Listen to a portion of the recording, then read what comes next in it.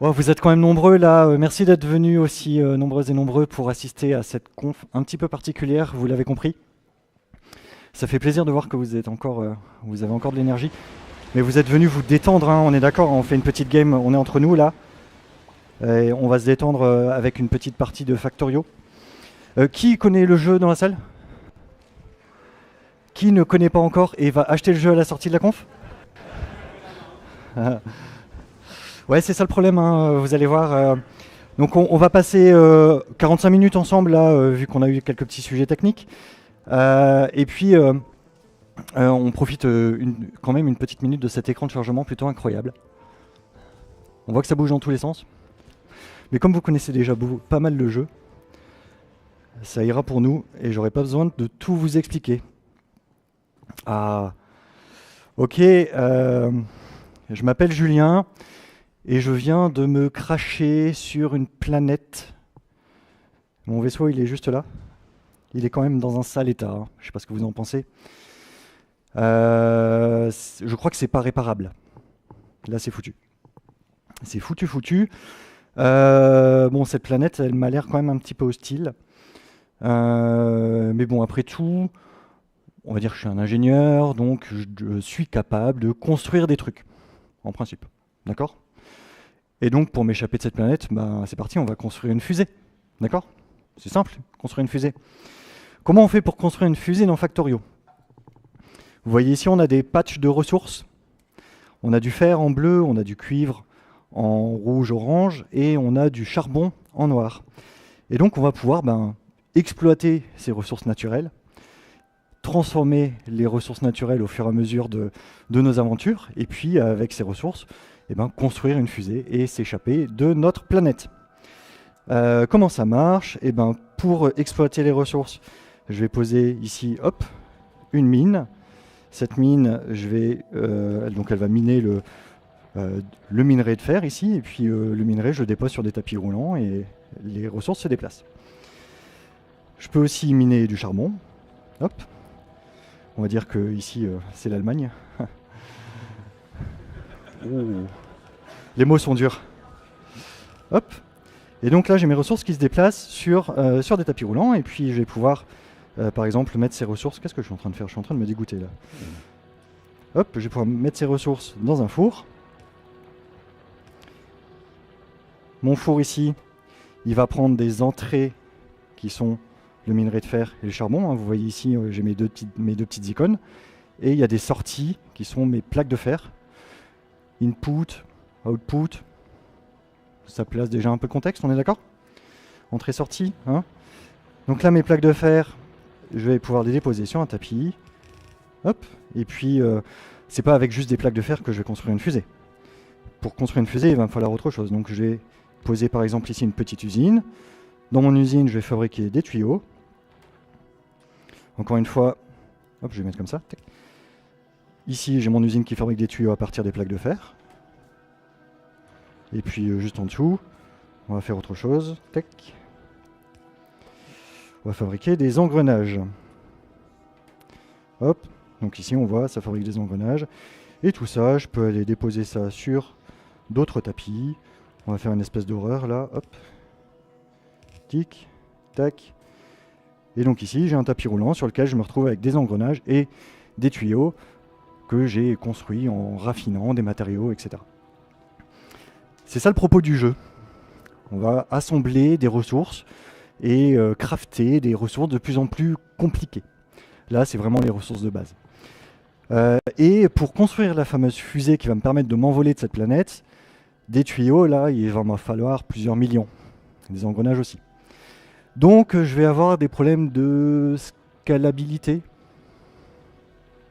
Ok. Parce que ma petite usine, là, si c'est elle qui doit fabriquer le million de tuyaux, on sent que dans les 45 minutes, ça va pas être possible. Donc ça, c'est Factorio, c'est le principe du jeu de base. On va se balader par là, on va suivre les flèches, tac, tac, tac, tac, tac, et on va se retrouver à la gare Saint-Pierre-des-Corps, voie 1. On est par 16h45, et on joue à Factorio ensemble.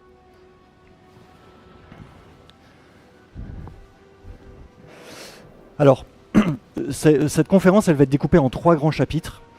dans lesquels je vais illustrer 3 grandes notions de nos métiers. On va parler dans le premier chapitre de notions d'architecture, on va parler ensuite dans un deuxième chapitre de scalabilité, et dans un troisième chapitre, on va parler de sécurité. Ça va forcément être un petit peu décousu, mais l'idée, c'est voilà, surtout d'utiliser le jeu comme un moyen d'illustrer tous ces concepts fondamentaux qu'on manipule au quotidien, et voilà, les avoir illustrés de manière plutôt sympa, et aussi pouvoir se les représenter mentalement. Vous allez voir que ça marche super bien. La première partie, le premier chapitre, ça va être autour des architectures de code. D'accord ? Mais avant de parler d'architecture de code, je sais qu'à Tours, on aime bien manger, hein, il y a des bons produits dans la région, et c'est aussi pour ça que je suis content d'être là parmi vous. Mais malheureusement, ma cuisine préférée, c'est pas la cuisine de la Touraine, hein, c'est plutôt la cuisine italienne. La cuisine italienne, c'est vraiment ce que je préfère. J'adore les risottos, par exemple. Vous savez, le riz là, qui a gonflé avec le bouillon, on met des petits champignons, des poivrons, ce qu'on veut. C'est une tuerie. Mais je pense que ce que vous aimez tous aussi, c'est les pâtes. On mange tous des pâtes depuis qu'on est petit. Et moi, les pâtes, je les adore aussi. Et ma variété préférée de pâtes, vous savez probablement ce que c'est. C'est les spaghettis. Les spaghettis, je les aime pas de mon code. Je les aime de mon assiette, d'accord ? Malheureusement, dans Factorio, on peut aussi produire du spaghetti. Est-ce que vous imaginez le temps que ça m'a pris pour produire cette horreur ? Alors, pourquoi ce truc-là, il est marrant ? C'est marrant parce qu'on voit que ça a l'air de marcher. On a, je l'ai noté juste là, hein, là on a une espèce de bon gros monolithe de code spaghetti. Donc imaginons un logiciel avec du code qui a été produit, on a rafistolé des trucs sur rafistolé des trucs, et on a embranché du code comme ça sans un peu trop maîtriser ce qui se passait, et donc on a produit ce code spaghetti. Et ça a l'air de marcher, on voit que les ressources se baladent, on voit que les bras articulés déplacent des ressources, donc ça a l'air de marchoter. Et puis ce code, c'est assez marrant parce que un monolithe, on parle souvent qu'un monolithe, c'est pas scalable. Mon monolithe là, hop, je passe le nombre de réplicas à 2 et c'est parti. Hein. Il est tout à fait scalable mon monolithe, il n'y a pas de problème. Hein. Ça va marcher. Hein. Enfin non, ça va pas marcher comme le premier, hein, mais c'est scalable. Alors qu'est-ce qui est intéressant d'aller voir là-dedans, hormis le fait que c'est tout moche et que ça va dans tous les sens, c'est qu'on ne comprend pas grand-chose à ce qui se passe. En fait, c'est ça, on ne comprend pas grand-chose à ce qui se passe. Là, on a un ensemble de trucs qui sont un peu entremêlés et on va avoir du mal à diagnostiquer quel est le comportement de cette application, de ce code, de ce bout de logiciel. Ce qu'on peut regarder, c'est on se dit, tiens, ici, on a des choses qui fabriquent on a des usines qui fabriquent des fioles rouges. Et puis, ça a l'air de marcher. On voit qu'ici, là, cette usine-là, elle tourne, celle-là aussi. Et il y a des fioles qui se baladent sur le tapis ici. Donc jusque-là, tout va bien. Par contre, celle-ci, elle n'a pas l'air de fonctionner. Et quand on regarde les entrées de cette usine, on voit qu'a priori, c'est les engrenages qui manquent.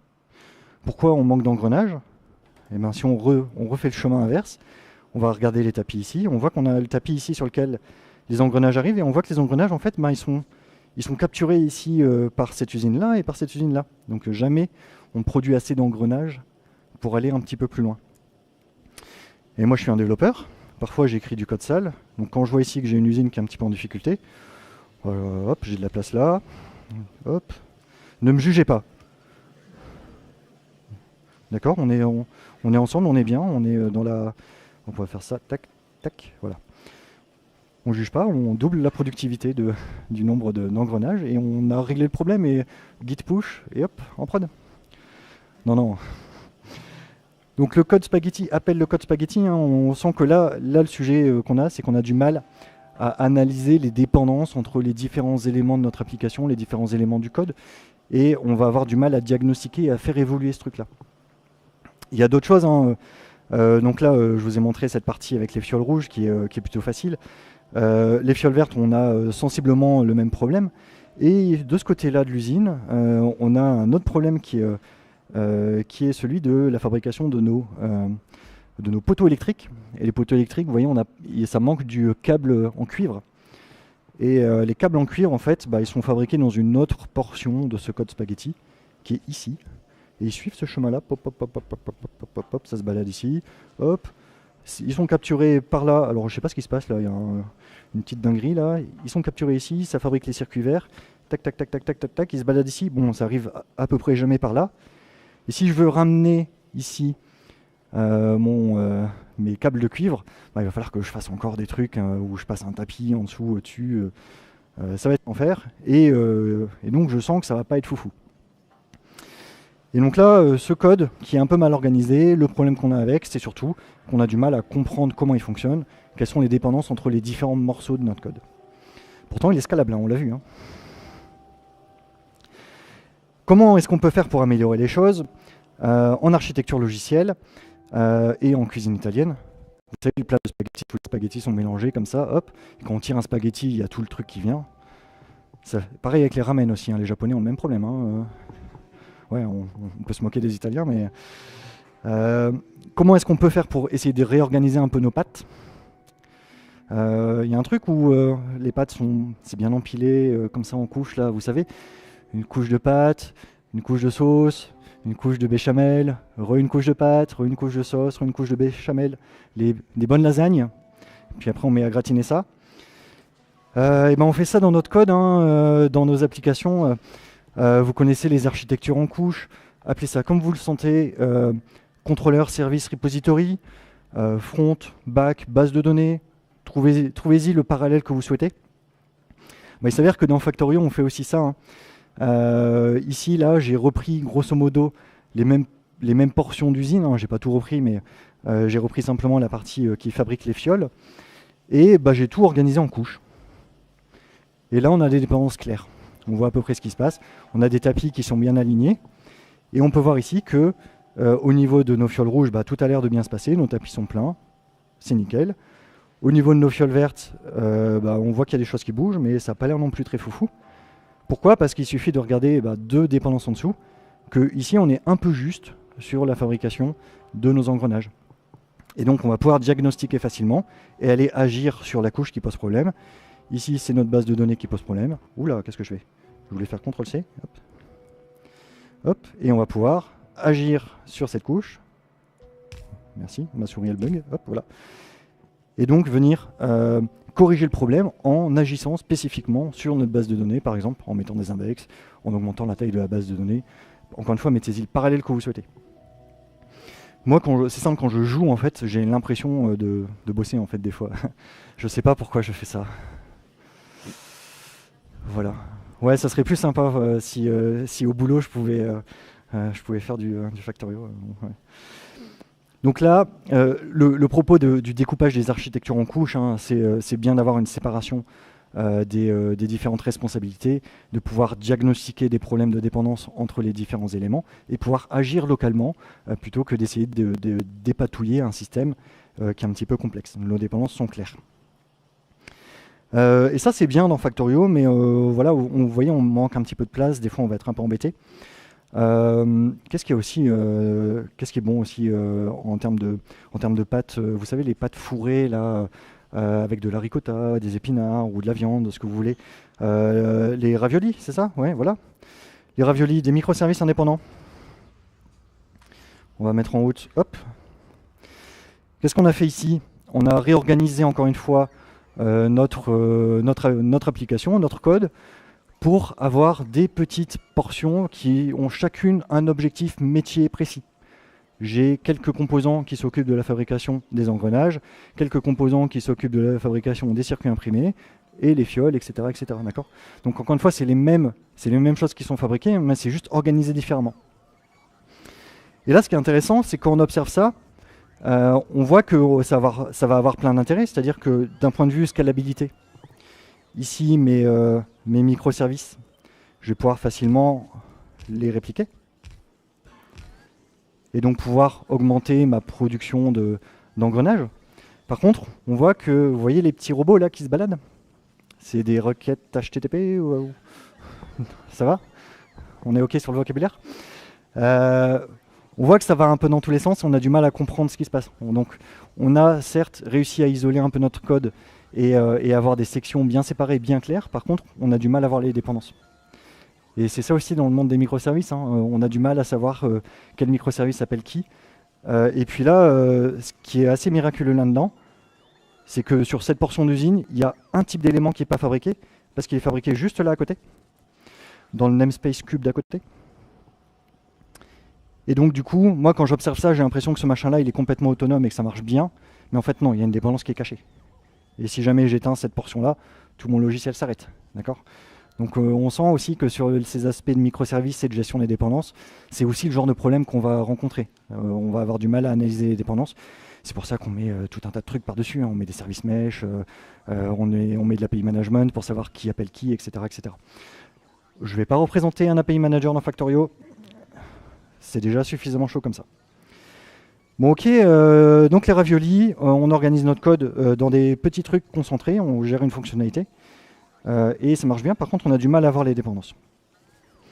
Et qu'est-ce qu'on pourrait faire si on voulait avoir des raviolis à la française? Quelle serait la forme qu'on donnerait à des raviolis? Vous savez, les raviolis c'est carré en général, hein. Comment on fait des raviolis à la française? La France c'est l'hexagone. Donc on fait de l'architecture hexagonale avec une forme rigolote. Bon, l'architecture hexagonale, vous avez peut-être vu l'excellent talk de Ambre et Nathan hier. Le propos de l'architecture hexagonale, c'est on a le domaine métier de nos applications au milieu et on a des interfaces claires en entrée et en sortie de notre hexagone, souvent représentées à gauche et à droite, ce qui permet de pouvoir facilement isoler des problématiques d'infrastructure, etc., etc. Et dans Factorio, on peut aussi l'architecture hexagonale, hein. J'ai dû regarder comment on faisait un hexagone en pixel art pour voilà, j'ai une vie incroyable. Donc là j'ai un hexagone, vous voyez, donc avec mon code métier. Donc là c'est un four qui fabrique à partir du minerai de cuivre, qui fabrique des plaques de cuivre.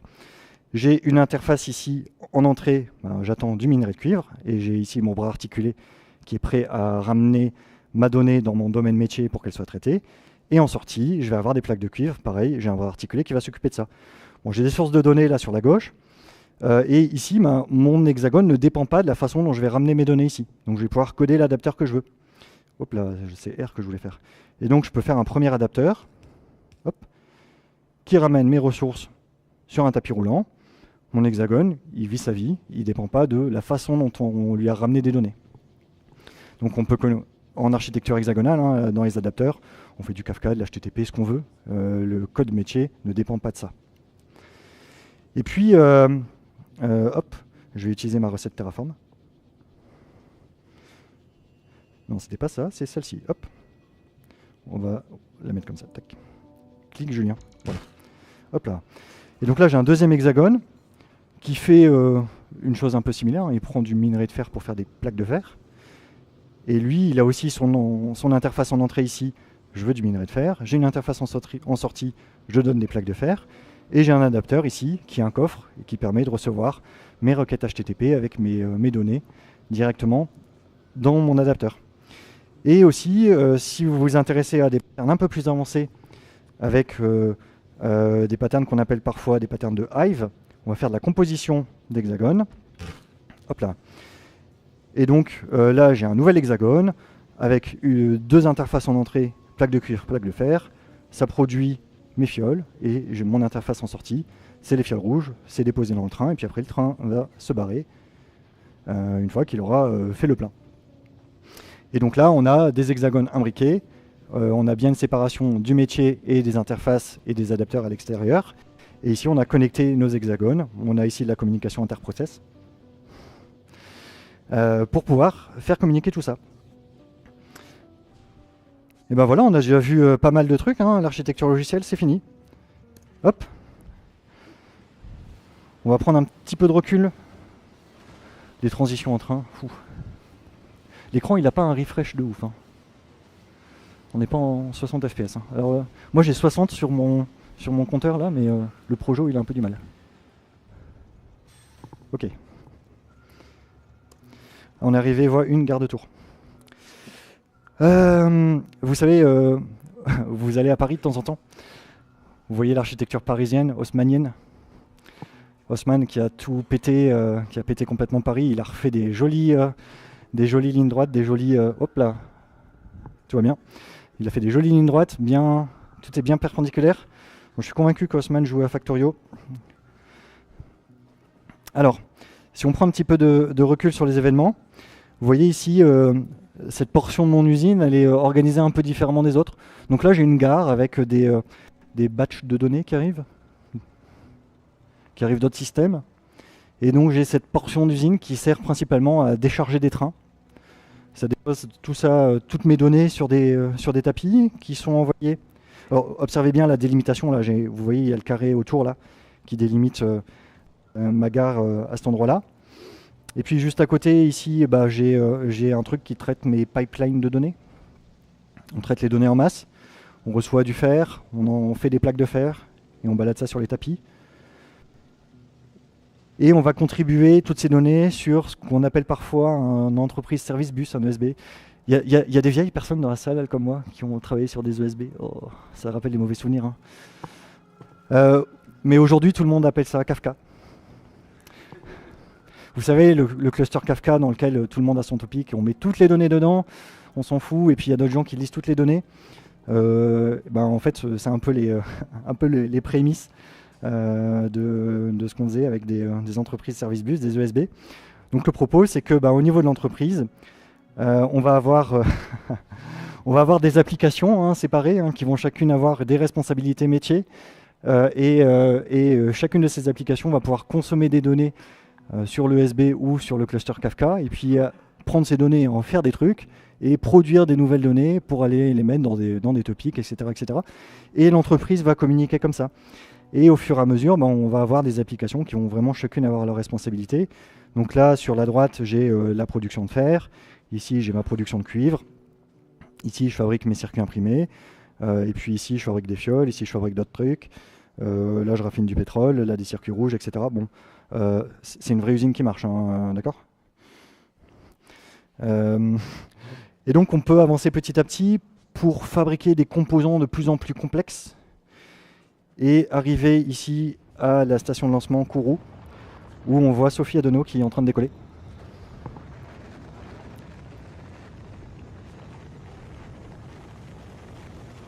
On fait coucou à Sophie, bon voyage. Et donc voilà, on a des fusées qui peuvent partir un petit peu en automatique, mais peut-être qu'on reviendra tout à l'heure. Hop. Fin du chapitre, voilà. On a repris la voie 2, gare de Tours. Donc voilà un petit peu pour des notions autour de l'architecture. Donc je vous avais prévenu, c'est un peu décousu, j'illustre des principes sans les expliquer, je ne fais que les illustrer. Mais voilà, le parallèle entre Factorio et mon métier, il est criant. C'est pour ça que moi je passe des centaines d'heures dans ce jeu de l'enfer. Et qu'au bout d'un moment je me dis, tiens, si j'en faisais une conf, comme ça je pourrais faire ça sur mon temps de travail. C'est l'arnaque du siècle. On va pouvoir attaquer la deuxième partie de ce talk autour de la scalabilité. Ce qui est intéressant dans Factorio, on l'a déjà un peu vu tout à l'heure, vous avez vu, j'ai dupliqué un bout d'usine, j'ai dupliqué des microservices, mes petits raviolis. Et donc, ce qui est intéressant dans Factorio, c'est qu'on va retrouver aussi les deux axes de scalabilité qu'on peut avoir dans nos métiers, à savoir la scalabilité verticale et la scalabilité horizontale. D'accord ? Donc scalabilité verticale, on va augmenter la puissance d'une machine, la puissance d'une base de données, ses ressources pour pouvoir traiter plus de données, plus de requêtes. Donc, scalabilité verticale. Et la scalabilité horizontale, on va plutôt multiplier le nombre de machines pour pouvoir traiter plus de requêtes. Et donc ici, j'ai un topic Kafka sur la gauche, ici, qui me ramène des paquets de données qui sont traités ici par ma petite usine de tuyaux. Jusque-là, tout va bien. Qu'est-ce qui se passe si j'augmente le nombre de paquets de données qui arrivent dans mon topic? Mon usine qui ici traite mes données, on va dire comme ça qu'elle est à 80% de consommation CPU, vous voyez, c'est pas permanent, mais on voit que c'est quasiment à fond. Et bien quand le nombre de paquets va augmenter, ce qui va se passer, c'est que mon usine là, elle va être complètement saturée. Donc là, elle consomme vraiment à pleine balle. Et je ne vais pas être capable de traiter tous les messages à tel point que je vais avoir des messages qui vont venir s'empiler et je vais prendre du retard dans le traitement de mes messages de mon topic Kafka. C'est pour ça aussi que j'ai une dead letter ici que j'active. Hop. Comment est-ce que je peux faire pour pouvoir traiter plus de messages? Ici, ma machine, elle est à pleine balle. Donc le premier axe de scalabilité, c'est d'augmenter la puissance de cette machine, lui mettre plus de CPU, plus de RAM, plus de puissance. Comme ça, elle va pouvoir traiter mes requêtes. Dans Factorio, une usine grise comme celle-ci, elle traite grosso modo un tuyau par seconde, une plaque de métal par seconde. Si je mets une usine bleue, elle traite 2 tuyaux par seconde. C'est pas encore assez. Si je mets une usine verte, elle traite 3 tuyaux par seconde. Là, on voit que ça commence à être pas trop mal, on traite quasiment tout. Mais bon, on va y aller à fond. Hein. Hop. Pleine puissance. Le topic Kafka, là, on reçoit des millions de requêtes. Ça va venir le temps qu'il y a une petite latence entre le moment où je clique et le moment où les ressources arrivent. Et donc là, mon usine, elle est au taquet, mais je perds quand même les messages. Je vais pouvoir encore augmenter la puissance. Je vais utiliser des petits modules pour booster encore le CPU de ma machine. Donc là, vous voyez, j'ai une énorme machine avec 96 CPU et en fait, elle passe son temps à rien faire. Elle passe son temps à rien faire et j'arrive toujours pas à dépiler mon topic. J'ai un problème d'entrée et de sortie au niveau de ma machine. Mon tuyau réseau est trop fin. J'ai une énorme machine, mais j'ai un tuyau en 56K. Donc, souvent, quand on va faire la scalabilité verticale des machines, on va augmenter leur puissance brute de calcul CPU, RAM, mais on va aussi augmenter les capacités réseau des machines en donnant des tuyaux réseau plus puissants. Donc là, des entrées et sorties. Et là, on va être capable de tenir la charge qu'on souhaite. Donc ça, c'est le premier axe de scalabilité. Là, grosso modo, je suis au max. D'accord? Dans Factorio, il y a ces 3 niveaux d'usine, et puis après, on peut mettre les petits modules pour booster, mais là, je suis au max. Si je veux traiter beaucoup plus de messages, je vais atteindre une limite physique. Et on a la même chose dans nos métiers. Il y a une limite physique au nombre de CPU qu'on peut mettre sur une carte mère. Il y a une limite physique à la quantité de RAM qu'on peut mettre sur une carte mère. On ne peut pas faire des machines avec... alors si, on peut. On peut faire des machines avec 800 CPU, je l'ai vu tout à l'heure sur la console AWS. Ça coûte 200 balles de l'heure, c'est une dinguerie. Mais enfin, voilà, au bout d'un moment, des machines serveurs, il y a des limites physiques, des limites de puissance électrique, je ne sais pas. Et donc, le deuxième levier de scalabilité qu'on va avoir, c'est la scalabilité horizontale. Donc, dans la scalabilité horizontale, on va pas augmenter la taille des machines ou leur puissance, mais on va plutôt multiplier le nombre de machines. Et donc, encore une fois, ici sur mon topic Kafka, si je mets plus de messages, je prends ma machine ici et je fais de la scalabilité littéralement horizontale. Et donc là, je vais être capable de traiter plus de messages sans avoir besoin d'augmenter la puissance de ma machine. Je fais que multiplier le nombre de machines. Ce qui est intéressant avec cette approche-là, c'est que c'est quelque chose qui est facilement réversible. Si je veux revenir en arrière ou si je vois que j'ai un peu surdimensionné, je vais pouvoir ici supprimer une machine parce que je me dis que celle-là est un peu de trop.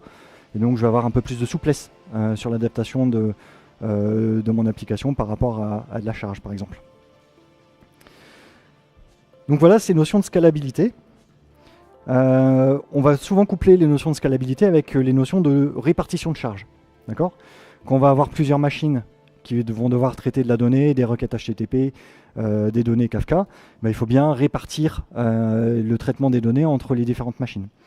Dans Factorio, on a aussi cette notion de load balancing. On fait des load balancers dans Factorio. Si j'ai un flux réseau qui arrive ici avec mes plaques de fer qui arrivent par ce tuyau ici, je peux dire que je crée ici un load balancer qui va diviser mon flux en deux. Je vais d'abord copier ce truc-là. Hop. Tac. On va faire une symétrie. Je fais de la scalabilité horizontale et je rajoute une autre machine. Et j'ajoute ici un composant qui va envoyer les requêtes un coup à gauche, un coup à droite pour faire une répartition de charge un peu basique. Souvent on appelle ça du round robin. D'accord ? On fait un ruban et puis on fait 1, 2, 3, 4, on revient 1, 2, 3, 4, on revient 1. Et donc on fait ce genre de truc dans Factorio. Ça c'est très basique, c'est un petit composant là, vous voyez, je le pose, ça divise en deux. Diviser en deux, c'est souvent pas suffisant, donc ce qu'on va faire dans Factorio, c'est qu'on va diviser en 4, diviser en 8. Bon, moi je fais ça. Si je veux diviser en deux, je mets un load balancer. Vous voyez ici sur la gauche, que j'ai ici un flux continu et puis ça a l'air d'être bien divisé en deux. Le même flux continu ici, je l'ai divisé en 4. Et puis si je divise en 8, il suffit que je mette un truc qui divise en 2, puis un truc qui redivise en 2, puis un truc qui redivise en 2. Il y a des subreddits complets sur Factorio où les gens ont des débats par rapport à quel est le load balancer le plus efficace.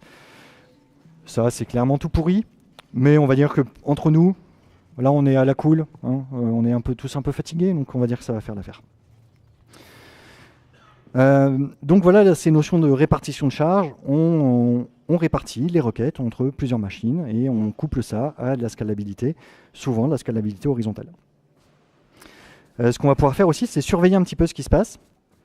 Et on va pouvoir, pour avoir une cuisson al dente, on va pouvoir surveiller un peu nos applications et essayer de comprendre ce qui se passe dans nos différentes applications par rapport à tout ce qui est consommation CPU, RAM, etc. Ce qui va nous permettre de décider à un moment donné, est-ce que notre application elle a besoin de scalabilité pour pouvoir traiter plus de requêtes. Et pour ça, on va utiliser des métriques. Et dans Factorio, il y a aussi des métriques. Vous savez, les fameux Prometheus, Grafana, tous ces machins-là. Donc une application, on va pouvoir surveiller son état. Est-ce qu'elle est en train de fonctionner normalement ou pas? Ici, mon application qui fabrique des tuyaux, elle ne fonctionne pas parce que j'ai fermé ici les vannes. Et puis, vous voyez ici, j'ai une métrique qui est produite par mon application. Et là, mon application, elle dit qu'elle est up. C'est son health check. D'accord ? On branche des sondes Kubernetes sur ce genre de truc, on branche des sondes Prometheus sur ce genre de truc pour dire oui, voilà, on surveille l'état des applications. Et puis si par malheur l'application elle arrête de fonctionner pour une raison quelconque, l'état change. Vous voyez là, c'est passé à une petite croix rouge et on va pouvoir en faire quelque chose de cette information. Donc ça, c'est une métrique. Là, on a dans Factorio cette métrique basique, l'état de mon usine, est-ce qu'elle marche ou est-ce qu'elle marche pas. En général, moi j'ai envie que ça marche. Moi je veux que tout soit en train de travailler pour pouvoir fabriquer des fusées à la chaîne. On va pouvoir aussi surveiller le débit. Donc là, vous voyez, j'ai mis un capteur sur mon tapis roulant. Et vous voyez, ça passe de 0 à 1. Donc dès qu'il y a une ressource qui se balade sur le tapis, on est capable de dire « Ah, je compte 1 ». Et donc ça permet de surveiller ce qui se passe un petit peu sur le réseau. Moi j'ai envie dans Factorio qu'à tout instant, sur mes tapis roulants, j'ai des ressources. Ça veut dire que mon usine, elle est en train de produire des choses et c'est normal. Si à un moment donné, j'ai plus de ressources sur mes tapis, ça veut dire qu'il y a un problème quelque part. J'ai un bout de mon usine qui a arrêté de fonctionner, qui ne produit plus les ressources, et il faut que ça réveille un sysadmin en pleine nuit pour qu'il puisse venir agir et comprendre ce qui se passe. Pour réveiller des sysadmins en pleine nuit sur des métriques, on va faire du monitoring et on va mettre en place une stack Prometheus. Donc là, j'ai un Prometheus exporteur. D'accord ? C'est rare comme schéma d'archi. Donc j'ai le Prometheus exporteur, j'ai mes sondes. Ici, j'ai Prometheus, donc là-dedans... Alors, je fais une aparté. Donc là, il y a des bouts de circuit électronique qui font des calculs, vous voyez ? Donc vous voyez que ça clignote un petit peu. Donc là, il y a ma métrique qui arrive, et cette métrique, elle est convertie en débit par seconde. Et donc, on peut faire des calculs en Factorio, ce qui fait que Factorio, c'est Turing complet, comme on dit. C'est-à-dire qu'on peut écrire des algorithmes dans Factorio, et donc on peut implémenter Factorio dans Factorio. Il y a des gens qui ont construit des mémoires et des CPU qui marchent dans le jeu. Vous savez, un peu comme dans Minecraft avec la Redmine, il y a aussi des dingueries là-dessus. Dans Factorio, c'est la même chose. Ça met les machines à genoux, mais on peut modéliser des trucs... Et donc là, j'ai un Prometheus qui, à partir d'une métrique simple, calcule un débit et c'est connecté à un alert manager qui lève une alerte si jamais le débit descend en dessous de 1 par seconde. Si c'est le cas, ça veut dire qu'il y a un bout de mon usine qui marche plus. Et moi, je veux être alerté. Je veux que mon sysadmin là, voilà. Je veux être alerté pour pouvoir aller agir sur mon usine, comprendre ce qui se passe. Parce que peut-être que ça met en danger le bon fonctionnement du reste de mes applications et de mon usine. Je vais rallumer ça parce que ça va vite nous saouler. Et donc c'est ça le principe des alertes. On met des sondes, on collecte des métriques sur les applications, on collecte tout ça et puis on essaie d'agréger ces données-là. Et puis à un moment donné, si on constate qu'il y a un comportement anormal, on va lever une alerte qui va réveiller quelqu'un et ce quelqu'un va pouvoir aller agir, observer. Et c'est le métier de Seb. Et donc voilà, la stack Prometheus dans Factorio, ben voilà, tout le monde fait ça, on surveille nos tapis roulants pour s'assurer que tout marche bien. Allez, on reprend le train. Ça passe vite quand on s'amuse. On voit pas le temps. Voilà pour ces notions de scalabilité. On va attaquer le troisième chapitre. Autour de la sécurité, vous voyez, j'ai des canons ici qui sont braqués à l'est. Alors, pas pour nos amis allemands. Mais voilà. Donc, la partie sécurité, là, on va juste voir deux petites notions très simples. Parce que c'est difficile d'expliquer du hacking dans Factorio. Par contre, il y a des choses qu'on voit parfois apparaître. C'est la notion de déni de service. Donc là, encore une fois, j'ai un petit bout d'usine qui marche pas trop mal. Ça fabrique des tuyaux tranquillement. Ici, sur mon tuyau réseau, j'ai des paquets de données qui arrivent et ces paquets sont tout à fait légitimes. Et si à un moment donné, j'ai un attaquant qui vient, un ou plusieurs attaquants, on va parler d'attaque de déni de service distribué, le fameux. Si j'ai des attaquants qui viennent surcharger mon réseau de requêtes qui ne sont pas souhaitées, bah, ce qui se passe, c'est que ma machine, mon tuyau réseau il est saturé, ma machine elle est plus capable de traiter les requêtes, et ça arrête de fonctionner. Là, on a une alerte qui sonne quelque part. Et donc le déni de service, c'est ça, c'est vraiment on sature quelque chose dans le but de vraiment bloquer le fonctionnement nominal de notre application, de notre logiciel, de notre serveur, de notre usine. L'usine s'arrête de fonctionner. Et puis il faut un petit peu de temps pour que ça se remette en marche. On fait tourner la delegator queue. Moi j'ai appelé ce bouton Swiffer, ça me fait rire. Hop, ça change du ménage. Et donc voilà, le déni de service dans Factorio, c'est quand vous avez des ressources qui ne sont pas souhaitées sur le mauvais tapis et ça vient bloquer votre usine. Et dans nos métiers c'est pareil, des requêtes qui arrivent ou des messages qui arrivent mal gaulés dans un topic Kafka, ça peut bloquer vos applis. Comment on fait pour se prémunir de ce genre d'attaque? Il y a des patterns très simples, des outils même très simples. La plupart du temps, on utilise ce qu'on appelle un firewall. Et le firewall, ça protège des envahisseurs extraterrestres.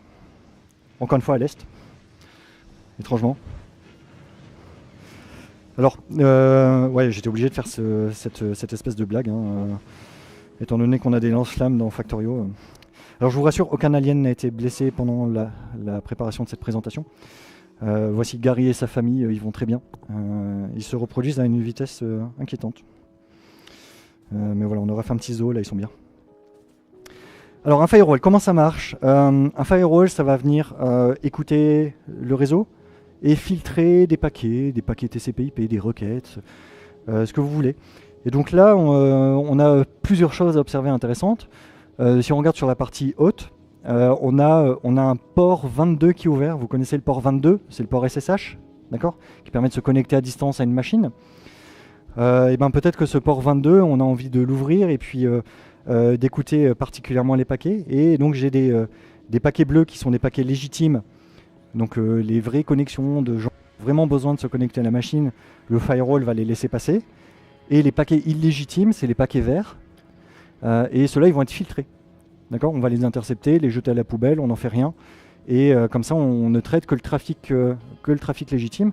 Et donc mon serveur sur le côté, il reçoit ses connexions SSH et il ne va pas être pris en DDoS. Si on surcharge le tuyau vert, on va juste filtrer les paquets et les autres paquets vont pouvoir transiter normalement. Et puis le port 80, lui il est fermé en fait, donc les requêtes arrivent et puis elles sont directement mises à la poubelle. Et le port 443 HTTPS, on est d'accord, ça vous parle aussi? Pareil, ce port on va l'écouter, on va accepter les requêtes HTTP entrante. Et parfois, ce qu'on va faire, c'est qu'on va changer de port de destination sur la machine. Donc les firewalls, ils vont aussi faire de la redirection, de la transformation de numéro de port. On va aussi parfois arrêter la connexion HTTPS pour basculer sur de l'HTTP en clair. D'accord? Donc là, on va parler de TLS ou de SSL offloading ou ce qu'on y met les termes qu'on veut encore une fois. Donc on a ce genre de choses qui peuvent aussi être mis en place par des firewalls. Et parfois on va aussi parler de WAF, les Web Application Firewall, qui sont des firewalls un petit peu plus intelligents, qui vont aller regarder le contenu des paquets et dire ah tiens, ce paquet-là, il contient du code qui est associé à une attaque bien connue, et donc du coup, même s'il est censé être légitime, ben, je vais quand même le bloquer parce que à l'intérieur, le payload HTTP il est un peu bizarre et ça demande des trucs bizarres à un serveur WordPress là, et on sent que c'est de l'attaque. Donc les WAF vont faire ça, donc ça va être des firewalls un peu intelligents qui vont venir filtrer les paquets et puis essayer de détecter des schémas d'attaque potentiels sur nos applications pour bien protéger nos applications. Hein, on a le monde safe à l'intérieur et puis on a des murs ce firewall qui nous protège de l'extérieur. Donc voilà ce qu'on fait. Alors ça, la sécurité périmétrique, on en fait on appelle ça comme ça. On en fait dans Factorio. On met des murs partout, on met des tourelles et des lance-flammes pour se protéger des envahisseurs aliens. Et ben, on arrive déjà à la fin de ce chapitre. Je suis allé vite.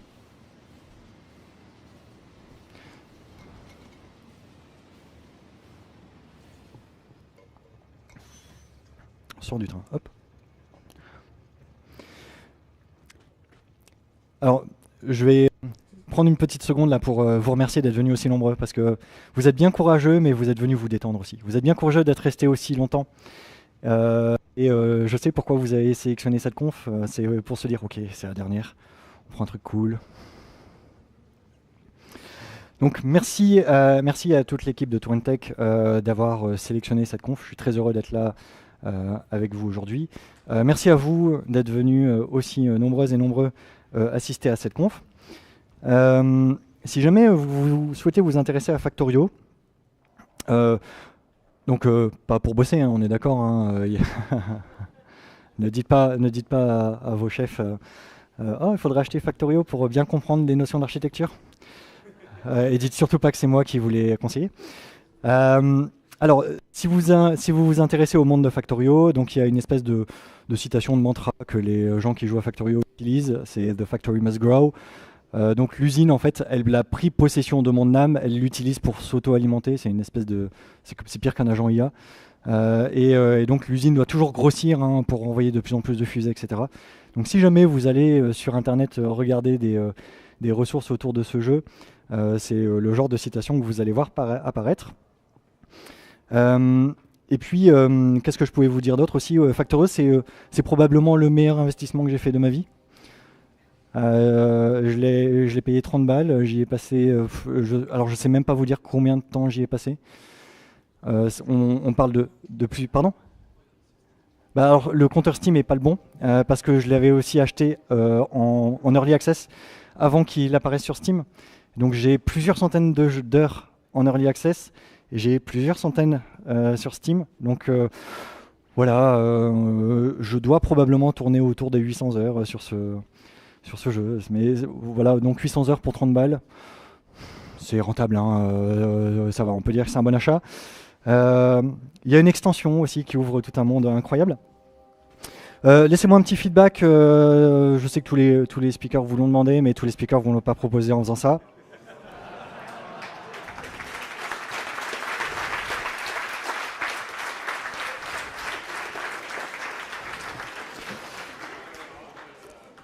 Donc, s'il vous plaît, scannez ce QR code. Donc derrière ce QR code, vous tomberez sur une page, vous savez, un Linktree là, avec tout un tas de liens. J'ai mis le lien pour me laisser un feedback sur l'open feedback de la conférence. J'ai mis aussi plusieurs liens, le lien vers mon site web sur lequel j'ai fait une page pour ce talk où j'ai mis la map que vous pouvez télécharger si vous le souhaitez. J'ai mis aussi les vidéos des autres conférences, mais enfin, comme vous l'avez vu en vrai, vous n'en avez pas besoin.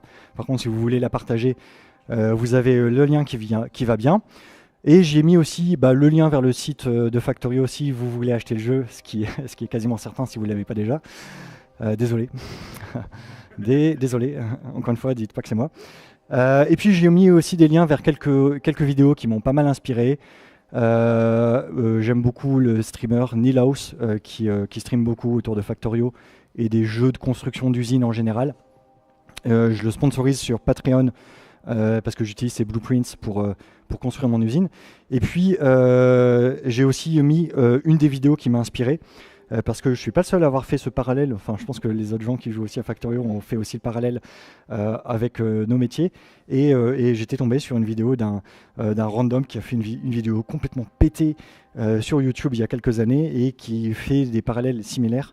Et c'est aussi une bonne ressource si vous voulez aller plus loin avec ce talk. Et puis, on va remonter dans le train. Il nous reste 1 minute 40. Est-ce que vous savez où est-ce qu'on va? On va à Kourou.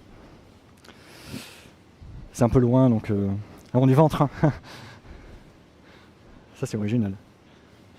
On va à la base de lancement et puis on va essayer de rejoindre Sophie. Garde-tour, voie 2. Hop. Où est-ce qu'elle est, ma fusée? Elle est là. Alors, il y a celle-là qui décolle, c'est pas très grave. On va monter dans l'autre. On va voyager. On va aller sur la plateforme Linux. Et puis on va juste profiter de l'animation incroyable que les développeurs de Factorio ont rajouté et qui mène à ni plus ni moins que l'extension du jeu, hein, parce que construire l'usine là sur une planète, c'est pas suffisant. La plupart des gens mettent à peu près 80 heures pour lancer leur première fusée, mais on va juste profiter de ça. Hop, la capsule se détache.